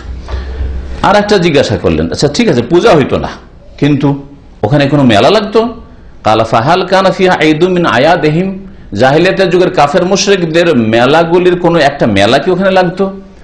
যেমন আরো মুশরিকদের বিভিন্ন জায়গায় আস্তানা ছিল যেখানে মেলা লাগতো, ধরেন ওকাজের মেলা, আরো জুলমাজাজ মেলা, এইরকম মেলা ছিল, মেলা লাগতো? কালুল্লাহ, মেলাও লাগতো না। ফাকাল রাসূলুল্লাহ সাল্লাল্লাহু আলাইহি ওয়াসাল্লাম, তখন রাসূলুল্লাহ সাল্লাল্লাহু আলাইহি ওয়াসাল্লাম বললেন আওফি বিনাযরিক, তাহলে তোমার মান্নত পুরা করো। তাহলে মুফতি সাহেব যখন ফতোয়া দেবেন, একজন আলেম যখন ফতোয়া দেবেন, আপনাকে যখন জিজ্ঞাসা করবে কথাটা যদি ব্যাপক থাকে তাহলে ভেঙে নেবেন, কিছু জিজ্ঞাসা করে নেওয়ার পর উত্তর দেবেন। শেখ বা হুজুর, মুফতি সাহেব, আমি আমার স্ত্রীকে তালাক দিয়েছি, এখন আমার স্ত্রী হালাল না হারাম? জিজ্ঞাসা করলে কি বলবেন? তুমি তালাক দিয়েছো, হারাম নাকি? চলবে? জিজ্ঞাসা করতে হবে তালাক দিয়েছো, কয় তালাক? করতে হবে না? হবে না? আচ্ছা, বললাম আমি দিয়েছি 3 তালাক। এক মজলিসে, একবারেই না 3 মাসে 3 তালাক, 3 বারে, 3 দিনে? জিজ্ঞাসা করতে হবে, তাই না? যখন তালাক দিয়েছিল তখন তোমার হুঁশ দিশা ছিল না, কোন হুঁশ ছিল না? জিজ্ঞাসা করা লাগবে না? লাগবে না? হ্যাঁ, আমি পাগল হয়ে গেছিলাম রাগে, কিচ্ছু হুঁশ ছিল না, কি বলেছে না বলেছি। পরে আমার স্ত্রী বলছে তুমি 3 তালাক বলেছে, তাহলে ওর কথা অন্যরকম হইতে পারে। না, আমার হুঁশ ছিল কিন্তু রাগে ছিলাম, হুঁশ ছিল কিন্তু রাগে ছিলাম, তাহলে আলাদা, তাই না? কেউ আদর করতে করতে তালাক দেয় না, সবাই রেগে তালাক দেয়। হ্যাঁ, সেই জন্য আজকালকার এই তালাক দেওয়ার লোকেরা বলে আমি খুব রাগে ছিলাম, ওই সময় তালাক দিচ্ছি। তাহলে তখন কি তালাক হবে না? সবাই তো রাগে তালাক দেয়, কে খুশি আদর করতে, খুশি থাকলে তালাকই কেন দেবে? হ্যাঁ, তো যাই হোক, জিজ্ঞাসা করা লাগবে। একটা উদাহরণ দিলাম, যে কোনো মাসলার ক্ষেত্রে বেতরে নামাজ কেমন করে পড়তে হবে, তো আপনি জিজ্ঞেস করতে হবে বেতরে নামাজে কোনটা জিজ্ঞেস করছেন, সংখ্যা না তরিকা না তার কোন দিকটা জিজ্ঞেস করছেন? এটা সময়, মেলা দিক রয়েছে, না হলে তোর একটা বক্তব্য করতে হবে শুরু থেকে শেষ পর্যন্ত, তাই না? নবী করিম সাল্লাল্লাহু আলাইহি ওয়াসাল্লাম বললেন, যখন ওখানে মেলাও লাগতো না, আর ওখানে আল্লাহ ছাড়া অন্যের কোনো পূজা পাঠও হইতো না, কোনো দেব দেবীর আস্তানাও ছিল না, হ্যাঁ, তাহলে তুমি তোমার মান্যত পুরা করো। যখন মান্যত করেছে একটা উট জবাই করবো, উট জবাই করে বোয়ানাতে আশেপাশের লোকজনকে খাওয়াবো, ভালো কথা, বা নিজেরই খাবো। এই জিজ্ঞাসা এই জন্যই করলাম যে আল্লাহ পাকের বিরুদ্ধাচরণ করে কোন মান্যত পুরা করা চলবে না। আল্লাহ পাকের নাফরমানি করে আল্লাহ পাকের গুনার ক্ষেত্রে কোন মান্যত পুরা করা নেই, মানে জায়েজ নেই। লাওয়াফা মানে লা ইয়াজুজুল ওয়াফা। তাহলে আল্লাহর নাফরমানি হচ্ছে, আল্লাহর নাফরমানি হচ্ছে কি? কোন জায়গায় শিরক হচ্ছে, ওখানে গিয়ে আপনার কি করা? জবাই করা। আল্লাহর নাফরমানি হচ্ছে কোন জায়গায় কাফেরদের, মুশরিকদের মেলা লাগে আর সেই মেলায় জবাই করা। জি, এটা চলবে না। ওয়ালা ফিমা লা ইয়ামলিকু ইবনু আদম, এবং ওই ক্ষেত্রেও মান্যত চলবে না যেই ক্ষেত্রে বা যেই জিনিসের ক্ষেত্রে আদম সন্তান ওর মালিকই নয়, ওরও মান্যত নেই। পাগলামি করে কেউ যদি মানত করে যে আমার ছেলেটা মাধ্যমিক পরীক্ষা দিয়েছে, যদি পাশ করে তো এই ক্যামেরাটা ফিসাবিলিল্লাহ এই রাখা সেন্টারকে দান করে দেব, চলবে? কেন চলবে না? এই ক্যামেরার মালিক আপনি না, যে আপনি মান্যত করেছেন যে এই ক্যামেরাটা আমার ছেলেটা যদি মাধ্যমিক পাশ করে, হ্যাঁ, বা সৌদি আরব আসছে ভিসা দিয়ে যদি চলে আসে, তো এই ক্যামেরাটা কি করবো? হ্যাঁ, নিয়ে এসে এই রাখা সেন্টারে দান করে দেবো। তো এই ক্যামেরাটা দান করবেন, তো ক্যামেরার মালিক তো আপনাকে হইতে হবে। এই ক্যামেরা আপনার নাই, কার ক্যামেরা? অন্য লোকের। তাহলে আপনি কি করে এটা দান করবেন? কিনে নেবো, যদি আপনার কাছে বিক্রি না করে, ভাই আমি আমার করবো, আপনার কাছে কেন বিক্রি করবো? কোথায় করবেন? ঠিক আছে, এইরকম ভাবে যে কোনো উদাহরণ নিয়ে নেন। গ্রামে একটা ভালো খুব সুন্দর গরু আছে কারো বাড়িতে, আল্লাহ যদি আমার মাকে ভালো করে দেয়, অসুস্থ আছে, তো এই গরুটা আমি জবাই করে দেবো, জবাই করে গ্রামের গরিব মিসকিন খাও। অপরের গরু, নিজের গরু না, বলছে আমার মা ভালো হইলে ওই অমুকের গরুটা আমি গ্রামবাসীকে জবাই করে খাওয়িয়ে দেবো। বলছে কিনে জবাই করবো, কিনার পরে বলবেন আপনি, কিনার আগে কি করে আপনি মানত করবেন? হ্যাঁ, যে জিনিসের মালিক না সেটা আপনি মানত করতে পারেন না, সেটা দান করে দিব আমি এই কথাও বলতে পারেন না, সেটা জবাই করে খাওয়াবো ওইটাও বলতে পারেন না, চলবে না এটা। রাহ আবু দাউদ, হাদিসটা আবু দাউদে রয়েছে এবং এর সনদ ইমাম বুখারী মুসলিমের শর্ত মোতাবেক, মানে হাদিসটা খুব উচ্চমানের সহিহ হাদিস। আল্লামা নাসিরুদ্দিন আলবানী রাহমাতুল্লাহ আলাইহি সহিহ বলেছেন, হাদিস এক বাক্যে সহিহ, হাদিস শেষ, তাই না? এখন এতে বেশ কিছু মাসাইল আছে, বেশ কিছু মাসাইল রয়েছে। প্রথম যে জিনিসটা জানবো সেটা হচ্ছে যে এই অধ্যায় থেকে লেখকের উদ্দেশ্য কি? লেখকের উদ্দেশ্য হচ্ছে যে যেটা এর আগে বিস্তারিতই বললাম, যে যেখানে আল্লাহ ছাড়া অন্যের জন্য জবাই হয় এইরকম জায়গায় জবাই করা যাবে না। কেন জবাই করা যাবে না আমি দু একটা কারণ বলেছি, দেখি বলুন তো আপনারা কেউ, কেন জবাই করা যাবে না? আমি গরিব মিসকিনকে খাওয়াবো আজমেরে গিয়ে অথবা শাহজালালে সিলেটে গিয়ে, হ্যাঁ, আর আল্লাহর জন্য আমি বিসমিল্লাহ আল্লাহ আকবার বলি জবাই করেন আল্লাহ নৈকট্য লাভের জন্য, আল্লাহ তোমাকে রাজি করার জন্য আমি এলাকার গরিবগুলোকে খাওয়াবো, হ্যাঁ, কেন করা যাবে না? সহযোগিতা হচ্ছে। তারপর এটা গুনহার জায়গা, হ্যাঁ, গুনহার জায়গা। বলছে যে যাতে করে যারা শিরক করছে তাদের সাদৃশ্যতা না হয়, তাদের মতে আপনাকেও লাগছে আপনিও ওই বাবার জন্যই করছেন, ওরাও করছে আপনিও করছেন, এই সাদৃশ্যতা হয়ে যাচ্ছে। বাহ্যিক সাদৃশ্যতা অন্তরকে কাছে নিয়ে আসে। এই কথাটি অত্যন্ত মূল্যবান কথা। এই কথাটি ইমাম ইবনে তাইমিয়া রাহমাতুল্লাহ উল্লেখ করেছেন। অমুসলিমদের বা যারা শিরক বিদআত করে তাদের উৎসব অনুষ্ঠানে অংশ না নেওয়ার ক্ষেত্রে, তাদের অনুষ্ঠানে বা তাদের উৎসবগুলিতে সহযোগিতা না করার ক্ষেত্রে, সামনে 25শে ডিসেম্বর ক্রিসমাস ডে, জানেন না? খ্রিস্টানদের বড়দিন। তাদের ধারণায় এটা ছিল ঈসা আলাইহিস সালামের জন্মদিন, অথচ কোনো প্রুফ নেই যে 25শে ডিসেম্বর ঈসা আলাইহিস সালামের জন্মদিন, কোনো সনদ নেই, এর বিশ্বস্ত সূত্রে মোটেই প্রমাণিত নয়। ধরে নেওয়া হয়েছে আনুমানিক যে এটা 25শে ডিসেম্বর, ধরে নিলাম যা ওটা জায়গা। তারপরে যদি জন্ম হয় 25শে ডিসেম্বর, প্রথম কথা জন্মবার্ষিকী পালন করা, যেটাকে মিলাদ বলা হয়। মুসলমানরা বলছে মিলাদুন নবী, মানে নবী মুহাম্মদ সাল্লাল্লাহু আলাইহি ওয়াসাল্লামের মানেলে, আর খ্রিস্টানরা বলছে এটা হচ্ছে ক্রিসমাস ডে। কথা বুঝতে পেরেছেন? একই জিনিস কিন্তু, হ্যাঁ। আর ওই ক্রিসমাস ডে থেকেই কিন্তু বিদাতিরা প্রথম মিশরে আর তারপরে এরাকে, মিশরের প্রথম শিয়া, তখন শিয়া শাসক ছিল, এই মিলাদুন নবী চালু করে যে আরে খ্রিস্টানরা, তখনও খ্রিস্টান ছিল, এখনো প্রচুর খ্রিস্টান কিন্তু মিশরে আছে। তো খ্রিস্টানরা ঈসা আলাইহিস সালামের জন্মদিবস পালন করে, আমরা কেন করব না? তাহলে কোরআন এবং হাদিস থেকে ঈদে মিলাদুন নবী নেওয়া হয়নি। কোথা থেকে নেওয়া হয়েছে? খ্রিস্টানদের চরিত্র থেকে নেওয়া হয়েছে, খ্রিস্টানদের বিদআত থেকে নেওয়া হয়েছে। খ্রিস্টানরা বিদআত করে 25শে ডিসেম্বর, আমরা 12 রবিউল আউয়াল করব। নতুন একটা ধর্মে অ্যাড হইলো, সংযোজন হইলো, যে এতদিন দুটো ঈদ, ঈদ উল ফিতর, ঈদ উল আজহা ছিল, এখন ঈদ মিলাদুন নবী শুরু হইলো। বুঝতে পেরেছেন? তারপরেও নবীর মিলাদ 12 রবিউল আউয়াল করবে, ঈদে মিলাদুন নবী খ্রিস্টানদের কাছ থেকে নেওয়া হয়েছে। মান তাশাব্বাহা বিকওমিন ফাহুয়া মিনহুম। নবী করিম সাল্লাল্লাহু আলাইহি ওয়াসাল্লাম বলেছেন, যেই ব্যক্তি বা যেই জাতি অন্যদের সাথে, কাফেরদের সাথে সাদৃশ্যতা অবলম্বন করবে তাদের দলে শামিল হবে, কিয়ামতের দিন তাদের দলে উঠতে হবে। কি বলছিলাম যে বাহ্যিক সাদৃশ্যতা পরস্পর অন্তরকে কাছিয়ে দেয়। এর একটি উদাহরণ দিচ্ছি, বহু উদাহরণ আছে। এয়ারপোর্টে শত শত লোক বসে আছে, বলছেন না, বা বাস স্ট্যান্ডে দেখবেন, রেল স্টেশনে দেখবেন, হাজার হাজার লোক বসে আছে। সবাই কিন্তু নিজের মতো লোক খুঁজে, সবাই নিজের মতো লোক খুঁজে। বাহ্যিক সাদৃশ্যতা গোটা এয়ারপোর্ট দেখে আপনি দাড়িওয়ালা মানুষ, একটা দাড়িওয়ালা লোক অনেক দূরে দেখছেন, এগুলোতে সিট আছে না, বসে দেখি ওই দাড়িওয়ালার কাছে বসি, আমি ওই দাড়িওয়ালার কাছে বসি। করে না মানুষ? তো বাহ্যিক এই দাড়ির সাদৃশ্যতা অন্তরকে কাছে নিয়ে গেল, যে ওইখানে বসতে গেলেন আপনি। ঠিক আছে? সিগারেট যারা খায়, দাড়িওয়ালার দল বসে আছে, আরে কোন বিপদ হইল রে, আমি খাবো সিগারেট, দাড়িওয়ালাদের কাছে বসা যায়? কি করবে?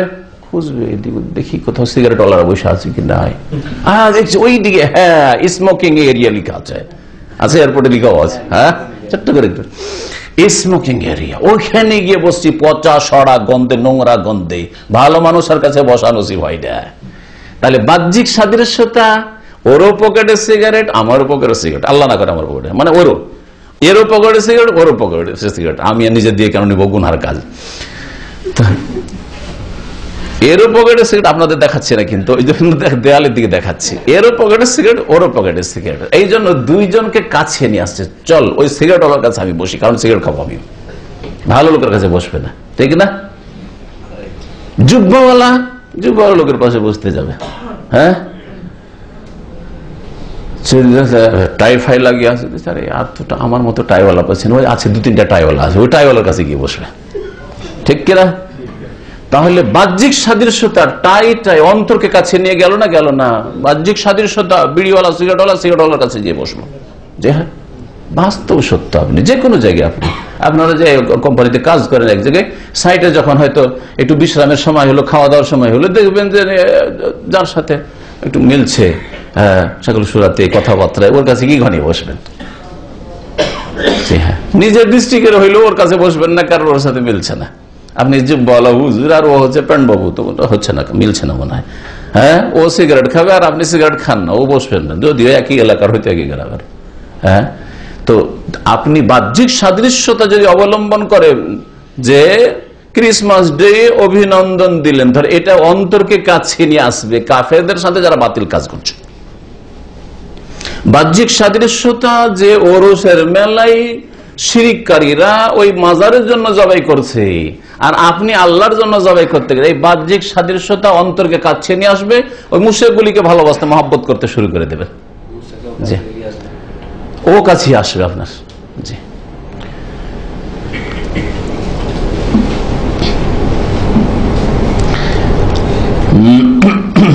যারা শিরকি জবাই করছে তাদের সাথে যাতে করে সাদৃশ্যতা না হয়, সেই জন্য আল্লাহর জন্য হইলেও জবাই করা যাবে না, শিরকের আড্ডায় বা শিরকের রাস্তা নাই।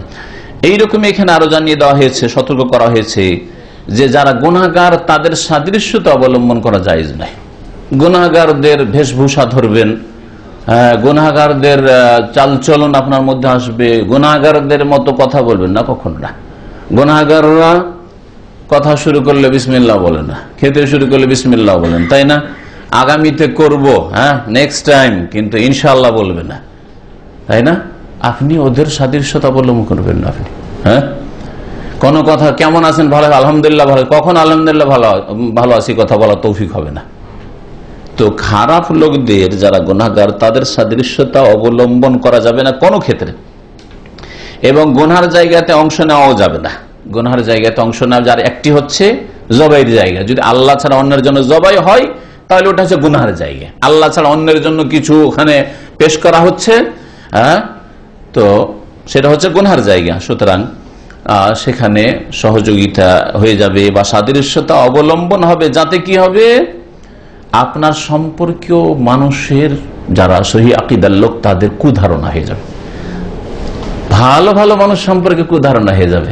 আমার মতো লোক যদি ওই মাজারের ওরসে চলে যায়, তাহলে অন্যরা যারা হয়তো ওই শিরকপন্থী নয়, আমার সহি আকীদায় আর তিনি ভাইরা ছিল, তারাও অনেক রকম কল্পনা জল্পনা করা শুরু করবে, কি ব্যাপার, ঈশায় কি গড়বড়িয়ে গেল নাকি, নাকি একে কোনো পয়সা টয়সা দেওয়া হয়েছে, কোনো বড় টোপ দেওয়া হয়েছে, হ্যাঁ, নাকি কারো চাপের মুখে গেল, কত রকমের কল্পনা জল্পনা শুরু হয়ে যাবে, কেন এখানে গেল, তাই না? জি হ্যাঁ, আপনার সম্পর্কে আমার সম্পর্কে তখন একটা কুধারণা শুরু হয়ে যায় মানুষের। জি, কুধারণা, যে এই লোকটা খারাপ হয়ে গেছে। সিগারেট লোকেরা খাচ্ছে গোলে বসে, আর ওখানে যদি বসে যান তো আপনার সাথে সঙ্গে যারা সিগারেট খায় না তারা আপনার সম্পর্কে কুধারণা করা শুরু করবে, লোকটা মনে হয় সিগারেট না একটু ধোঁয়া টোঁয়া দিয়ে মনে হয় একটু শখ মেটাচ্ছে, মনের স্বাদ মেটাচ্ছে, তাই না? অথবা লোকটা হয়তো খারাপ হয়ে গেছে, এও মনে হয় সিগারেট খাওয়া শুরু করেছে, যদিও লুকিয়ে খাচ্ছে, মনে হয় দেখায় না আমাদের, বুঝলেন? তাহলে এইরকম খারাপ ধারণা হয়ে যেতে পারে। ওমর রাদিয়াল্লাহু তাআলা আনহুর একটি বক্তব্য রয়েছে, আসার, তিনি বলছেন, লা তাদখুলু আলাল কুফফারি ফি মা'বাদিহিম, কাফেরদের উপাসনালয়ে তোমরা প্রবেশ করবে না। ফাইন্না সাখতাতা তাতানাজ্জালু আলাইহিম, কারণ আল্লাহ পাকের গজব ওদের উপর নাজিল হয় ওইসব জায়গায়। তাহলে ওমর রাদিয়াল্লাহু তাআলা এই বাণীর উপরে আমল করলে, যেখানে শিরক হয়, মাজারে শিরক হয়, মন্দিরে শিরক হয়, চার্চে কুফরি শিরক হয়, পাপ হয়, এরকম জায়গায় শখ করে আপনি প্রবেশ করবেন, তামাশা দেখে আসি, অমুক গির্জাটা দেখে আসি, অমুক মন্দিরটা দেখে আসি, অমুক মাজারটা দেখে আসি। ওমর রাদিয়াল্লাহু কঠোরভাবে নিষেধ করেছেন, স্পষ্ট কথা তার, লা তাদখুলু আলাল কুফফারি ফি মা'বাদিহিম, কাফের মুশরিকদের ইবাদত গাহে উপাসনালয়ে কখনো প্রবেশ করবে না। কেন? ওইসব জায়গায় আল্লাহ পাকের গজব নাযিল হয়, আযাবের জায়গা। সাধারণ গুনাহ হইলে আল্লাহ পাক অসন্তুষ্ট হচ্ছেন, আল্লাহ পাকের আযাব, নামাজ হচ্ছে, আর নামাজের সময় নামাজ চলছে আর রাস্তায় ফুটপাতে লোকেরা বসে আছে, আর ওই জায়গায় যদি আপনি বসেন, হ্যাঁ হয়তো আপনার এমার্জেন্সি আছে, তারপর ওদের মজলিসে বসেন না। অনেক এমার্জেন্সি, যে গাড়ি আসবে এক্ষুনি আর অনেক দূরে সাইটে পড়ে আছেন, হয়তো যদি আমি এই সময় এখানে না দাঁড়াই তাহলে গাড়ি ছুটে যাবে, হ্যাঁ ঠিক না, হইতে পারে এরকম কারো এমার্জেন্সি অবস্থা হইতে পারে। ওই পাপীদের মজলিসে বসেন, কারণ আল্লাহ পাকের গজব নাযিল হচ্ছে, ওইদিকে জামাত হচ্ছে, এরা বেনামাজির দল বসে আছে, আর আপনি ওইখানে মজবুর মানুষ বসে আছেন, না ওদের সাথে বসেন একটু আলাদা দাঁড়া, আল্লাহ পাকের গজব নাযিল হচ্ছে এখানে।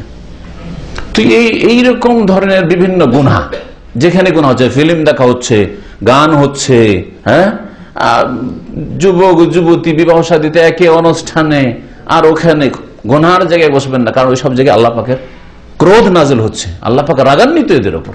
গজব মানে ক্রোধ, আল্লাহ পাকের ক্রোধ নাযিল হচ্ছে এদের ওপর। মসজিদে জিয়ারাত সম্পর্কে যা বললাম যথেষ্ট। ভাষ্যকার বলছেন যে মুনাফিকদের একদল বানিয়েছিল, তাদের একজন নেতা ছিল আবু উমার আল ফাসিক, তার পরামর্শে মসজিদে কোবাকে ক্ষতিগ্রস্ত করার জন্য, মসজিদে কোবার আশেপাশে তাহলে ওদের মসজিদে ছিল, আর তারা ওখানে করে ষড়যন্ত্র করে, সেই জন্য নবী করিম সাল্লাল্লাহু আলাইহি ওয়াসাল্লাম তাবুক যুদ্ধে গিয়েছিলেন, ওই যুদ্ধে যাওয়ার সময় বানাচ্ছিল। তারা বলল যে একটু আমাদের নামাজ পড়ে দেন, ওইখানে একটু উদ্বোধন করে দেন, যাতে করে নবী সাল্লাল্লাহু আলাইহি ওয়াসাল্লাম অনুমোদন পেয়ে যায়।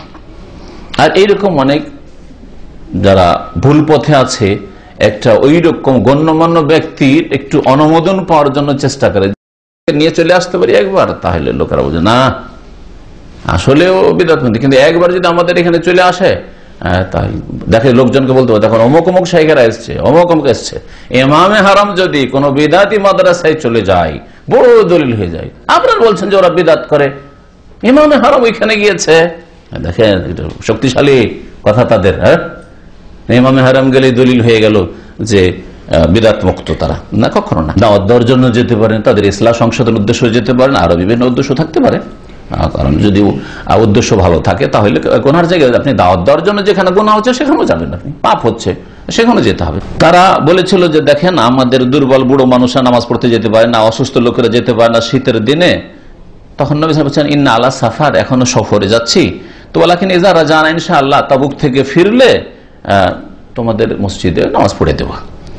ফালাম্মা কাফালা কারু মিনাল মদিনা, মদিনার কাছে ফিরে, তাবুক থেকে ফিরে নবী সাল্লাল্লাহু আলাইহি ওয়াসাল্লাম আসেন, নাযালাল ওহী বিখাবরিল মসজিদ, এই ওহীর যে আয়াতগুলি বললাম এই আয়াত নাযিল হয়ে গেল। ফাবাসা ইলাইহিন নবী সাল্লাল্লাহু আলাইহি ওয়াসাল্লাম, নবী করিম সাল্লাল্লাহু আলাইহি ওয়াসাল্লাম পাঠালেন মিন হাদমিহি ক্বাবলা কুদুমিহি, মদিনায় কদম রাখার আগেই নবী সাল্লাল্লাহু আলাইহি ওয়াসাল্লাম বলে যে আগে ভেঙে ফেলো মসজিদ। নবী সাল্লাল্লাহু আলাইহি ওয়াসাল্লাম তাহলে ক্ষতি সাধনের উদ্দেশ্যে, ষড়যন্ত্রের উদ্দেশ্যে মসজিদের নাম দিয়ে যা তৈরি হয় তা ভেঙেছেন। তো এইরকম নিশ্চিত যদি হন যে এইরকম অসৎ উদ্দেশ্য রয়েছে, তাহলে তা করা যাবে, এর দ্বারা বোঝা গেল। এতে আরেকটি কথা উল্লেখ করা হয়েছে, মান্নত। হ্যাঁ তাই না, মান্নত সম্পর্কে বিস্তারিত আলোচনা আসছে। যদি গুনাহের ক্ষেত্রে মান্নত হয়, তখন নবী সাল্লাল্লাহু আলাইহি ওয়াসাল্লাম কি বলেছেন, লা ওয়াফা লিনাযরিন ফি মাসিয়াতিল্লাহ, আল্লাহর নাফরমানি করার জন্য কেউ যদি মান্নত করে, তাহলে সে মান্নত পুরা করা কি জায়েজ নাই। কেউ যদি, আর এই সব মান্নত কিন্তু আমাদের দেশের মূর্খ লোকেরা করে। আমার যদি বেতন বেড়ে যায় না, তো তোরা সবকে একটা করে সিগারেট খাওয়াবো, সব সিগারেট পার্টি করে না, করে। রাজনৈতিক নেতারা যদি আমরা এবার পাশ করি, তা আমাদের যতগুলি এমপি আছে সবগুলিকে মদ খাওয়াবো।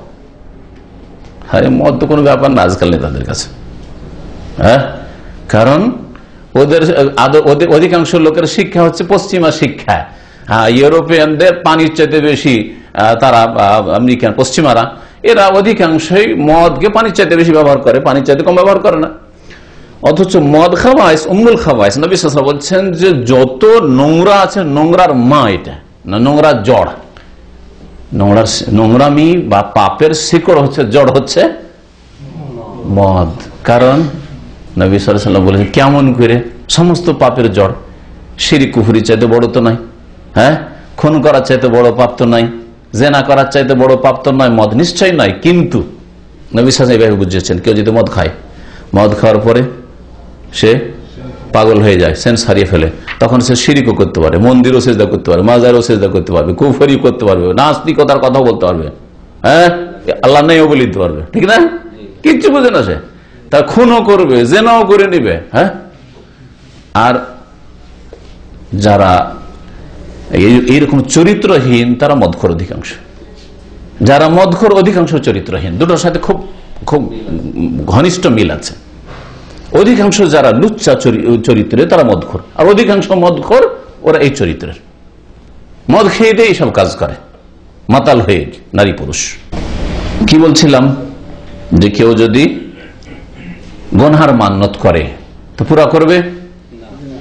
আমার ছেলে যদি পাস করে, আমার যদি স্যালারি বাড়ে, তাহলে এই করব, কাজটা হচ্ছে গুনাহ, তাহলে পুরা করা যাবে?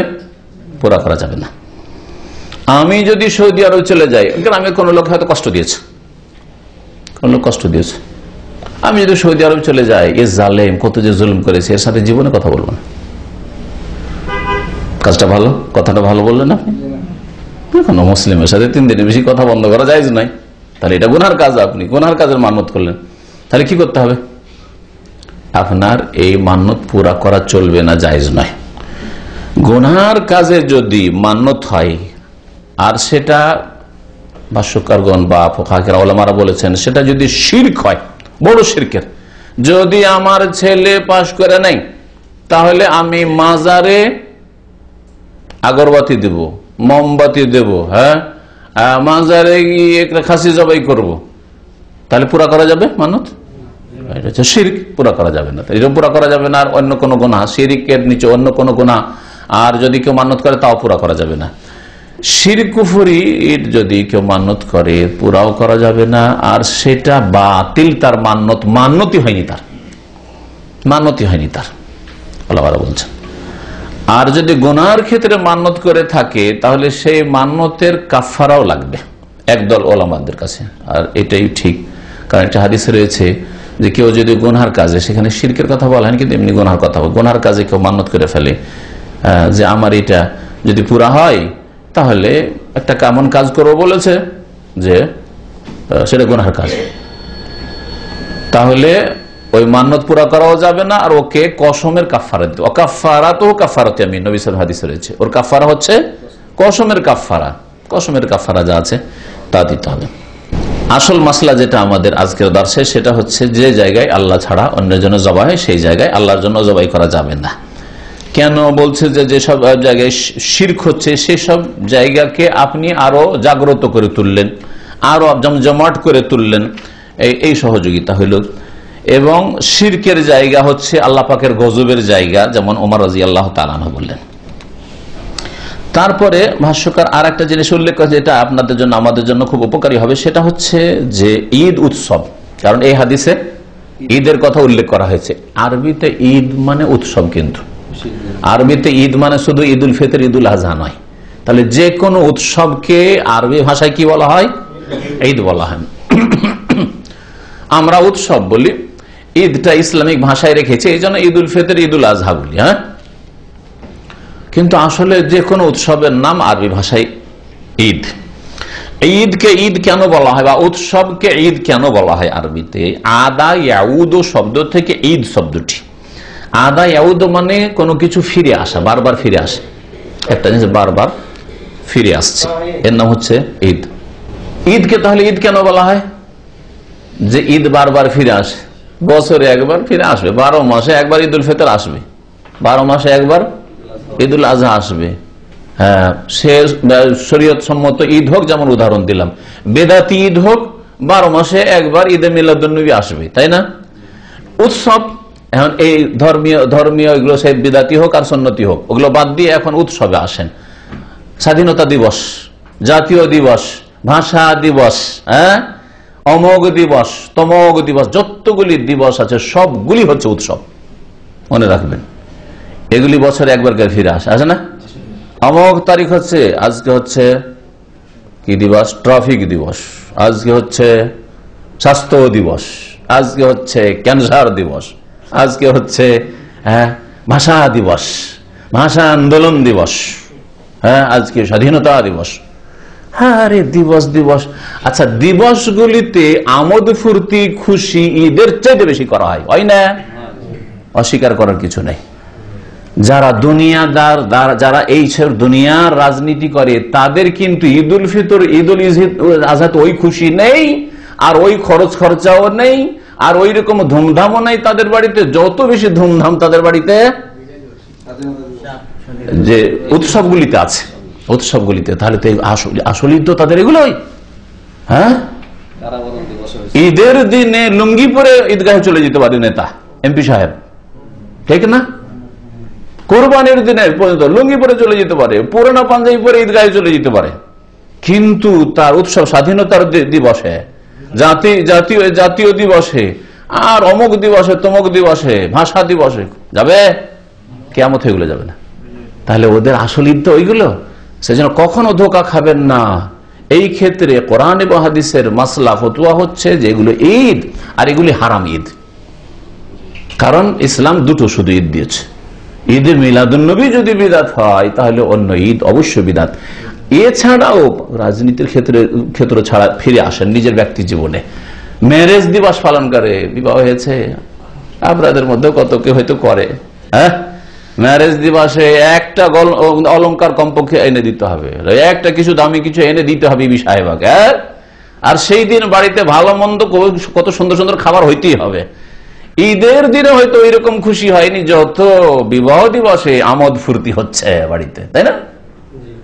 তারপরে বার্থডে পালন করা, ছেলের জন্মদিবস, আমার অমুক মেয়ের জন্মদিবস, এটা হচ্ছে আমার মায়ের জন্মদিবস, এটা আমার বাপের জন্মদিবস, এগুলো ঈদ। এগুলো ঈদ। ঈদের মানে উৎসব, এগুলো উৎসব। আর এই উৎসবগুলি কে শিখিয়েছে? আল্লাহ শিখায়নি, রসুলও শিখানি, সাহাবাই কেরামও শিখাননি, ইমাম আবু হানিফা, শাফি, মালিক, আহমদও শেখানি, এগুলো ইহুদি নাসারারা শিখিয়েছে।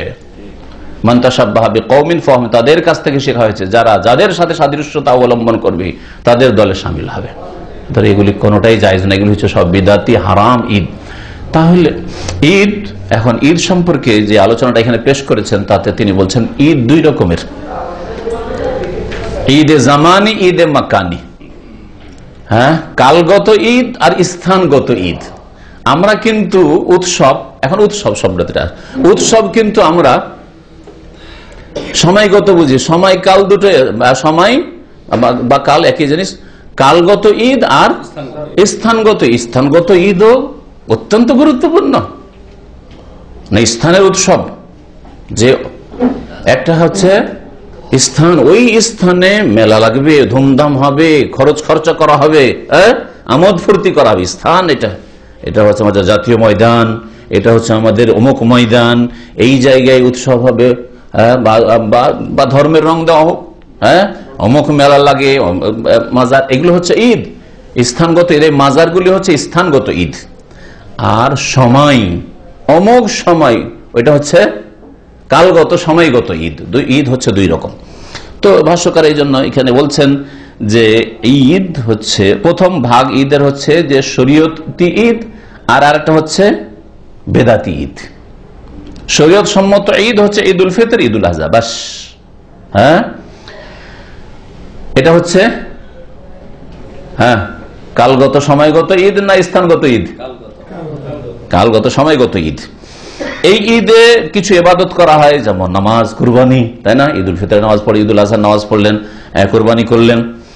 এইরকম কিছু অভ্যাসগত কিছু কাজ করা হয় যেগুলো নবী সাল্লাল্লাহু আলাইহি ওয়াসাল্লাম করতে বলেছেন, যেমন ভালো লিবাস পোশাক পরা, কিছু খেলাধুলা করা, খুশি করা, ভালো খাওয়া দাওয়া করা, এগুলি করে থাকি।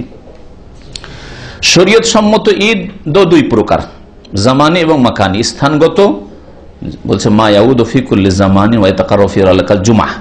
সময়গত ঈদ যেমন জুমার দিন, সাপ্তাহিক ঈদ, এটা ঈদ উল ফিতর, ঈদ উল আযহা। স্থানগত ঈদ মা ইয়াতাকাররারুল আউদু ইলাইহি, যাতে যেখানে বারবার করে মানুষ ফিরে আসে, আর যতবার যাক মন ভরে না। শরীয়ত সম্মত স্থানগত ঈদ যেমন মসজিদে হারাম, মসজিদে নববী, মসজিদে আকসা, হজের স্থান, আরাফা, মুজদালিফা, মিনা, এই জায়গায় যতবার হজ করেন মন ভরে যাবে যে হয়ে গেছে, 5টা হজ হয়ে গেছে, আর করবো না জীবনে। করবেন? আল্লাহ যদি সুযোগ দেয় প্রতি বছর যাব, তাই না? তাহলে একজন মুসলিম যদি সত্যি মুসলিম হয় তো এই জায়গাগুলির সাথে ওই উৎসবের সম্পর্ক আছে আমার, আপনার, তাই না? খুশির সম্পর্ক আছে। জি, এগুলো হচ্ছে ঈদে মাকানি। তাহলে ঈদে জামানি, ঈদে মাকানি শরীয়ত সম্মত। দেখেন ঈদ উল ফিতর, ঈদ উল আযহা বাস কালের ক্ষেত্রে, আর স্থানের ক্ষেত্রে মসজিদে হারাম, মসজিদে নববী, তারপরে হজের স্থানগুলি যেমন মেনা, আরাফা, মুজদালিফা, সেগুলি। আর ওই মাজারের স্থানগুলি এগুলি কি শরীয়ত সম্মত স্থান? হ্যাঁ, স্থানগত ঈদ না। আয়াদে দ্বিতীয় হচ্ছে বেদাতি ঈদ। বেদাতি ঈদ কি? যেগুলি মানুষরা যেগুলির তাজিম করে থাকে, শ্রদ্ধা সম্মান করে থাকে, সে সময় হোক, কাল হোক অথবা স্থান হোক, কিন্তু তার শ্রদ্ধা সম্মান লাম ইয়ারিদি শার'আ বিতাজিমিহি, কোরআন হাদিসে নেই। কোরআন হাদিসে ওই স্থানের শ্রদ্ধা সম্মানও নেই, ওই সময় কালেরও শ্রদ্ধা সম্মান নেই। যেমন তাজিম ইয়াউমুল মাউলিদ, হ্যাঁ, ঈদে মিলাদুন নবী, নবী সাল্লাল্লাহু আলাইহি ওয়াসাল্লামের হোক অথবা আপনার বাপ মায়ের হোক অথবা নিজের হোক, স্ত্রীর হোক, ছেলে মেয়ের হোক বার্থডে। এইরকমই নিসমিন শাবান, ভাষ্যকার বলছেন এইরকমই হচ্ছে শবে বরাত। হ্যাঁ, শবে রাত, উৎসবের রাত, উৎসবের রাত কত খরচ করা হয়। হ্যাঁ, ওয়াসাবিশিন মিন রাজাব, এইরকমই মেরাজের রাত মনে করে 27 রজবের রাত, বেতবার আন্না মুনাসাবাত দিন, এগুলোকে ধর্মীয় উৎসব মনে করা হয়। এইরকমই বিদাত ঈদ হচ্ছে কোন শাসক ক্ষমতা এসছে, অমুক তারিখে আমরা ক্ষমতা এসছি, সুতরাং ওটা আমাদের ঐতিহাসিক উৎসবের দিন, তাই না? এগুলি লেখক উদাহরণগুলি দিয়েছেন, আমি নিজের পক্ষে তো কোনটাই বলিনি। ও তারিখুল ইস্তেলাল বলদান, অথবা অমুক তারিখে আমরা ওই এলাকা দখল করেছি। অনেক সময় যুদ্ধে এক দেশ আরেক দেশের কিছু অংশ দখল করে, এরকম আগের যুগে তো খুব বেশি হইতো, এখন যদিও হয়ে থাকে, হয়েছে। যেমন প্যালেস্টাইন দখল করেছে ইহুদিরা। হ্যাঁ, এইরকমই কাশ্মীর নিয়ে ভারত আর পাকিস্তানের ঝগড়াতে দখল করা করি এগুলো হচ্ছে বা হয়েছে। এইরকমই ওয়াসাইরুল মুনাসাবাত আল মুখতারা, আর মানবরচিত এইরকমই যে কোনো উৎসব এগুলি পালন করা হারাম। ফাহাজিহি তাহরুম ইকামাতুহা ওয়া তাযীমুহা, এগুলি শ্রদ্ধা সম্মান করা, এগুলি অনুষ্ঠিত করা সবগুলি নাযিল মা ফিহা মিন মুজাহাতিল লিশরাঈস সামাওয়িয়া, আসমানি দিন, দ্বীনে ইসলাম, দ্বীনে ইসলামের সাদৃশ্যতাইতে রয়েছে। ঈদুল ফিতর, ঈদুল আজহার সাথে সাদৃশ্যতা রয়েছে আপনাদের এই উৎসবের দিনগুলির। আর এগুলি এই জন্যই হারাম, আর একটি কারণ ওয়ালি আন্না তাজিম আল আয়াদিল মুখতারা, মানবরচিত উৎসবের তাজিম, শ্রদ্ধা সম্মান এবং এগুলি উদযাপন করা, এতে কি করে ইয়ানকুসু মিন তাজিম আল আয়াদিদ, ধর্মীয় ঈদগুলি তার সামনে ফিকা হয়ে যায়, ঠান্ডা হয়ে যায়। ফিকা বুঝেন, ঠান্ডা হয়ে যায়। ঈদুল ফিতর, ঈদুল আজহার কোনো গুরুত্ব নেই, কিন্তু অমুক দিবস, অমুক তারিখ, আমাদের দেশের এটা হচ্ছে স্বাধীনতা দিবস, জাতীয় দিবস, হ্যাঁ, বিজয় দিবস।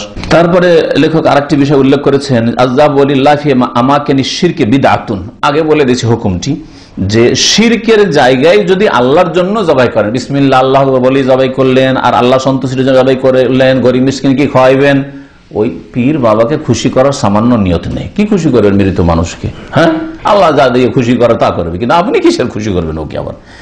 তো এটা বিদাত, ওয়া শিরকুন আসগার, এটা ছোট শিরক। ওয়া যাবিহা তো হালাল, বিসমিল্লাহ আল্লাহ বলে জবাই করেছেন, আল্লাহর নামে জবাই করেছেন, যদিও হারাম জায়গায় জবাই করেছেন, জবিহা খাওয়া যাবে।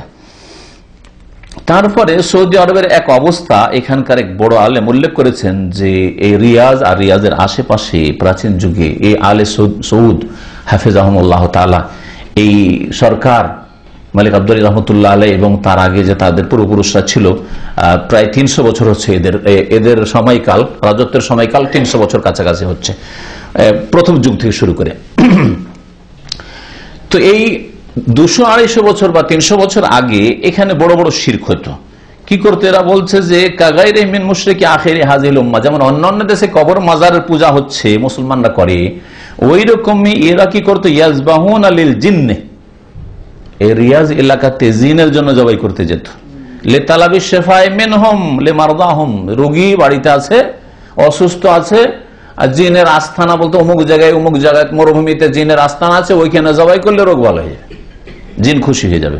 ওয়ায়াত্তাখিযুনা লিযযাফি মাকানান মুখাসসাসান, আর বিশেষ জায়গায় তারা জবাই করে থাকতো, তাদের বাড়িতে অথবা কোনো জায়গায়। ফাআযার আল্লাহু যালিকা বিদাওয়াতি ইমাম শাইখ মুহাম্মদ বিন আব্দুল্লাহ রাহিমাহুল্লাহ তাআলা, ইমাম মুহাম্মদ আব্দুল্লাহ রাহমাতুল্লাহ আলাইহি যখন দাওয়াত শুরু করে আজকে থেকে আনুমানিক 300 বছর আগে, তার দাওয়াতের বরকতে, তার ছাত্রদের এবং তার সাথে সহযোগিতা যে করেছিলেন এই আলে সৌদের প্রথম যুগের মানুষরা, ইমাম মুহাম্মদ বিন সৌদ রাহমাতুল্লাহ এবং তার আওলাদরা, তাদের এই দাওয়াতের বরকতে আল্লাহ পাক এই শিরকের আখড়াগুলিকে ধ্বংস করেছেন এখান থেকে, আলহামদুলিল্লাহ রাব্বিল আলামিন। আগামী সপ্তাহের আলোচনা হচ্ছে আল্লাহ ছাড়া অন্যের জন্য মান্নত করা। ইনশাআল্লাহ তার বিস্তারিত মানত সম্পর্কে আরো যে মাসলা মাসাইল আছে আলোচনা আগামী সপ্তাহে হবে। আল্লাহ পাক রব্বুল আলামিন যেন আমরা যা বললাম শুনলাম তা থেকে উপকৃত হওয়ার তৌফিক দান করেন। আল্লাহ পাক আমাদের ভুল ভ্রান্তি গুনাহ খাতা যেন মাফ করে দেন। শিরকের গুনাহ, বিদআতের গুনাহ আর অন্যান্য জীবনে যেসব গুনাহ আমাদের রয়েছে আল্লাহ পাক সমস্ত গুনাহ যেন মাফ করে দেন। আমাদের অন্তরকে যেন খালিস করে দেন। আল্লাহ পাক রব্বুল আলামিন যেন আমাদেরকে খালিস অন্তর থেকে নবী করিম সাল্লাল্লাহু আলাইহি সাল্লামের ইত্তেবা অনুসরণ করার, মহব্বত করার তৌফিক যেন দান করেন। তার আদর্শ মোতাবেক চলার যেন তৌফিক দান করেন। আল্লাহ পাক রব্বুল আমাদের দুনিয়া আখিরাতে যেন ভালো করেন, কল্যাণ করেন। আল্লাহ যেন আমাদের রুজি রিজিকে আয়ুতে বরকত দান করেন। আল্লাহ পাক আমাদের সুস্থ রাখেন। আল্লাহ পাক রব্বুল আলামিনের কাছে দোয়া করি আল্লাহ পাক যেন আমাদের সকলকে জান্নাতুল ফিরদৌস দান করেন। সুবহান রাব্বিকা রাব্বিল ইজ্জাতি আম্মা ইয়াসিফুন ওয়া সালামুন আলাল মুরসালিন আলহামদুলিল্লাহি রাব্বিল আলামিন। ওই কিতাবটাকে ছাড়তে হবে আর ওই কিতাবে কারেকশন করতে হবে, তরিকাটা পাল্টাইতে হবে। আর বাকি তাবলীগ মানে ইসলাম প্রচার, ইসলাম প্রচার মানে কোরআন হাদিসের প্রচার। কোরআন হাদিসের প্রচার করা ফরজ, কোরআন এবং হাদিসের প্রচার করা, ওহীর প্রচার করা ফরজ। প্রচারের নাম হচ্ছে তাবলীগ। আল্লাহ পাক নবীকে স্বয়ং বলছেন বাল্লিগ, তুমি তাবলীগ করো মানে পৌঁছাও। মা উনজিলা, কি পৌঁছাও? হ্যাঁ, কিসসা কাহিনী, শিরক বিদআত ওয়ালা জিনিস, ভুল জিনিস। মা উনজিলা ইলাইকা মির রাব্বিকা, তোমার রবের পক্ষ থেকে তোমার উপর যা নাযিল হয়েছে। কি নাযিল হয়েছে? ওহী নাযিল হয়েছে। ওহী হচ্ছে দুই রকম, ওহী মাতলু, ওহী গায়র মাতলু। ওহী মাতলু হচ্ছে তেলাওয়াত করা কোরআন কারীম, আর গায়র মাতলু হচ্ছে রাসূলের হাদিস। তো কোরআন পৌঁছাও আর রাসূলুল্লাহ সাল্লাল্লাহু আলাইহি ওয়াসাল্লামের সহিহ হাদিস পৌঁছাও। কোরআন এবং হাদিসের বাইরে যদি কোনো কথা থাকে আর আমি মতিউর রহমানও বলি তাহলে ছুঁড়ে ফেলা ফরজ। কথা বুঝতে পেরেছেন? জি, এমন নয় যে আমি সহি আকীদা আর দাবি করি আর আপনারা মনে করেন যে আমি সহি আকীদার, সেজন্য আমার ভুল হবে না, এমন কথা নয়। যদি আমার কথা যদি হয় আর একটা হাদিসের খেলাফ হয় একেবারে ছুঁড়ে ফেলা ফরজ। কিন্তু নিশ্চিত হইতে হবে যে এটা হাদিস উমুক হাদিসে সহি হাদিসের খেলাফ বা কোরআনের আয়াতের খেলাফ। আর আপনি কোরআনের আয়াত বা হাদিসের অপব্যাখ্যা করে যদি ভুল বলেন তো সেটা তার ভুল হবে না। জি, সুবহানাকা আল্লাহুম্মা ওয়া বিহামদিকা আশহাদু আল্লা ইলাহা ইল্লা আনতা আস্তাগফিরুকা ওয়া আতুবু ইলাইক। কাফারাতুল মজলিস, মজলিসের কাফারায় নবী করিম সাল্লাল্লাহু আলাইহি ওয়াসাল্লাম এই দোয়া পড়তেন। ওতে যদি যে বলছে তার ভুল হয় আল্লাহ মাফ করে দেবেন। যারা শুনছেন তাতে গাফিলতি হইলো, একটু ঝিমাইলেন, ঘুমাইলেন, অথবা আবশ্যক একটু গল্প করলেন যে মোবাইল রিসিভ করেছেন, ভুল করছেন, তো আল্লাহ পাক মাফ করে দেবেন। হ্যাঁ, কাফারাতুল মজলিস, মজলিসের কাফারা হয়ে যাবে। একটু হাসাহাসি অন্য মনস্ক হলেন, এইদিকে কোরআন হাদিসের কথা হচ্ছে, ওইদিকে একটু হাসাহাসি করতে গিয়ে একটু লাইন ছুটে গেল, কিছু শুনলেন না, এইসব ঘাটতি আল্লাহ সব মাফ করে দেবেন। সুতরাং এই দোয়াটি পড়ার অভ্যাস করেন মুখস্থ। সুবহানাকা আল্লাহুম্মা ওয়া বিহামদিকা আশহাদু আল্লা ইলাহা ইল্লা আনতা আস্তাগফিরুকা ওয়া আতুবু ইলাইক।